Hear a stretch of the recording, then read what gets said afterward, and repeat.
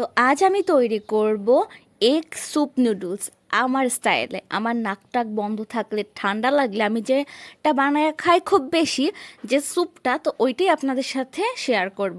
একটু হেলদি হবে, একটু টেস্টি হবে, তাহলে না খাবারটা জমবে। এই যে দেখতে পাচ্ছেন আমি এখানে বানিয়ে নিচ্ছি এগ স্যুপ নুডলস, খুবই ইজি। তো এখানে আমি একটা বাটিতে রান্না করব, যেহেতু ওটাতেই খাবো। অল্প পরিমাণে তেল নিয়ে নিছি, আর একদম কুচি কুচি কইরা আদা কাইটা নিছি, আর অনেক পরিমাণে মরিচ দিয়ে দিছি। মরিচ খাওয়ার পরেই তো নাকটা খুলবে নাকি। তো এখানে আমি অল্প পরিমাণে আদা কুচি করে নিয়ে এটা হচ্ছে ভাজা ভাজা করে নেব। এই যে দেখতে পাচ্ছেন, এর ভিতরে আমি দিয়ে দিব জল। যতটুকু পরিমাণ আপনারা স্যুপ করতে চান অতটুকু পরিমাণও দিতে পারেন, আবার কমও দিতে পারেন। আর এখানে আমি দিয়ে দিব টমেটো পেস্ট। এটা দেখছেন আমি কতগুলো টমেটো পেস্ট দিয়ে দিছি, এর ভিতরে জলও মিশ্রিত ছিল। আর এখানে আমি 3-4টা পরিমাণে কাঁচামরিচ কুচি কুচি করে কাইটা দিছি, আর দিয়ে দিছি গোলমরিচের গুঁড়া পুরা 1 চামচ। গোলমরিচে তো অনেক ঝাঁজ, সেটা তো আপনারা জানেনই। আর এখানে আমি দিয়ে দিচ্ছি লবণ পরিমাণ মতো, যতটুকু আপনাদের দরকার।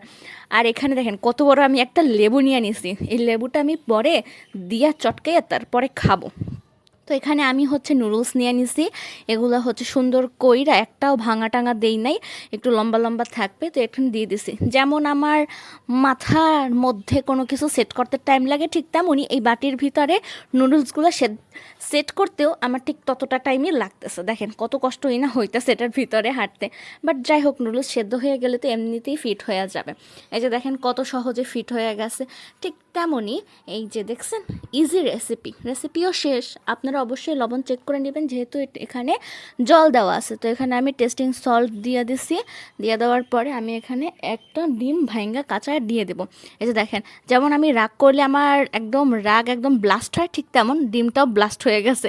তারপরে এটা ঢাইকা দিছিলাম। এই যে দেখেন ডিমটাও সেদ্ধ হয়ে গেছে। আর একটু আমি কাঁচামরিচ সুপার দিয়ে কাইটা দিয়ে দিব। রান্না শেষ। আপনারা চাইলে ধনিয়া পাতা উপর দিয়ে ছিটাই দিতে পারেন। দেখেন কতটা ইজি আর কতটা ইয়ামি লাগতেছে। আর ওই যে বড় লেবুটা দেখাইছিলাম, ওই বড় লেবুটাও আমি কাইটা চিপড়ায় নিতেছি। আর এখানে একটু টকটক লাগবে, ঝালঝাল লাগবে, মানে খাইতে তো একদম অমৃত লাগবে। সেরা সেরা ভাই। আশা করি ভিডিওটা আপনাদের ভালো লাগছে। Thank you so much for watching this video.